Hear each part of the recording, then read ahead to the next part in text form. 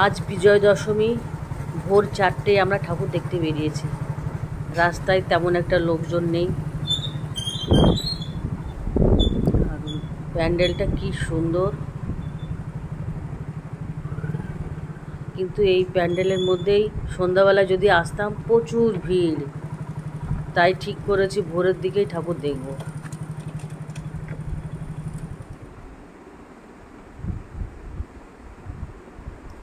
এটা চাকদা ইয়ুথ ক্লাবের ঠাকুর, দারুণ করেছে।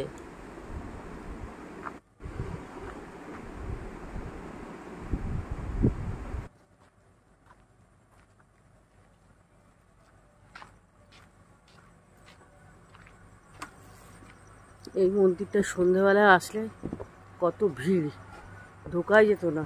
আধ ঘন্টা লাইন দাঁড়িয়ে তবে ঠাকুর দেখতে হতো, কিন্তু এখন পুরো শুনশান, শুধুমাত্র আমরা দুজন।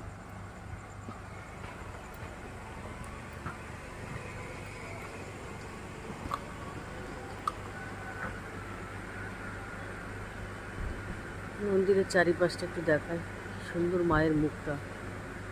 মাগো, অপরাধ দিও না, সবার মঙ্গল করো। মা দুর্গার পাশে এখানে একটা মায়ের মূর্তি রয়েছে, হয়তো এখানে পুজো হয়েছে।